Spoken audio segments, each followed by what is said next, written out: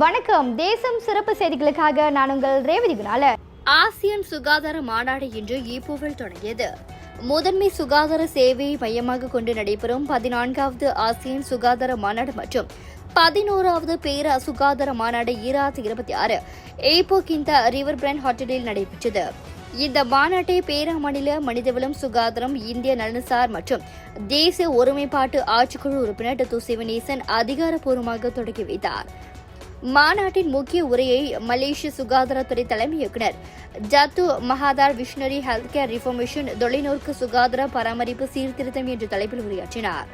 பேரா பொது சுகாதார மருத்துவர்கள் சங்கம், பேரா மருத்துவர் சங்கம் மற்றும் பேரா குடும்ப மருத்துவ நிபுணர்கள் சங்கம் ஆகியவை இணைந்து இந்த மாநாட்டை ஏற்பாடு செய்தனர்.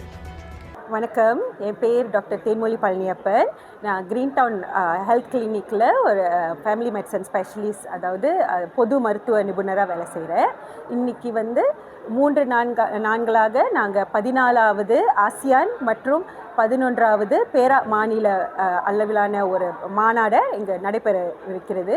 இப்போ தான் தொடங்கி வைத்துள்ளார் நமது டத்தோ சிவனேசன், ஹெல்த் எக்ஸ்கோ மினிஸ்டர். இந்த மாநாடு எதுக்காக நடைபெறுதுன்னா, இந்த ஒரு மாநாட்டில் தான் இந்த தேசிய அளவில் மற்றும் இன்டர்நேஷ்னல் அளவில் எல்லா பொது மருத்துவர்களும் அரசாங்க மருத்துவர்களும் மற்றும் தனியார் நிபுணர் மருத்துவர்களும் ஒன்று சேர்ந்து இதிலிருந்து பங்கு பெற்று நிறைய மருத்துவ ஆலோசனைகளும் மருத்துவ விதமாக கலந்துரையாடி அது மூலமாக நம்ம சமுதாய வளர்ச்சி பெறறதுக்காக இந்த மாநாட்டை நம்ம நடத்துகிறோம். இதில் ஒரு 350 பேர் பங்கு பெற்றுள்ளனர். அதில் சிங்கப்பூர், இந்தோனேஷியா, தாய்லாந்து மற்றும் நம் நாட்டில் உள்ள நிறைய மருத்துவ நிபுணர்கள் இதில் கலந்துக்கிட்டு இருக்காங்க.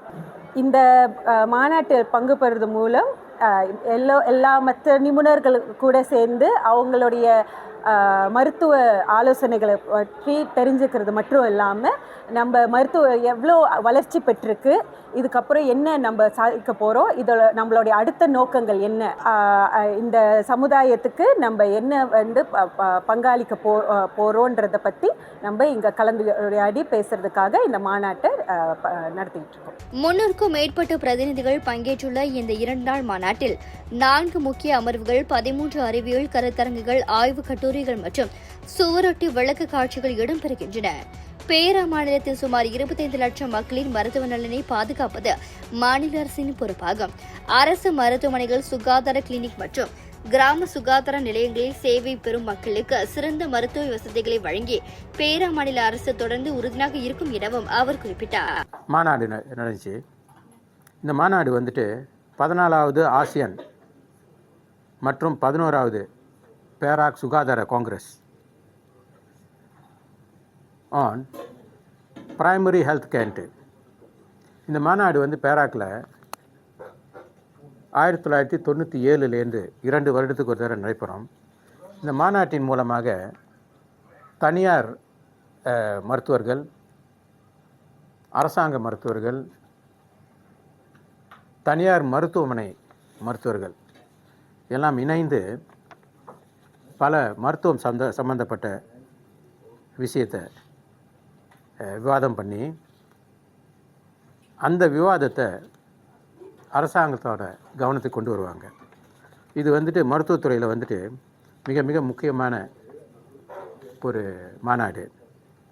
இதில் வெளிநாடுன்னு பார்த்தா சிங்கப்பூர்லேருந்து பார்ட்டிசிபெண்ட்ஸ் இருக்காங்க. மொத்தம் இன்றைக்கி வந்தது 330 பார்ட்டிசிபெண்ட்ஸு.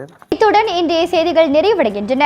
மேலும் பல ஆன்மீக செய்திகளை தெரிந்து கொள்ள தேசம் டிவி மலேசியா யூடியூப், டிக்டாக் மற்றும் இதர சமூக வலைத்தளங்களை பின்தொடருங்கள். உங்களிடமிருந்து விடைபெறுவது நான் உங்கள் ரேவதி குணாலன். மக்களோடு தேசம், தேசத்தோடு மக்கள். நன்றி, வணக்கம்.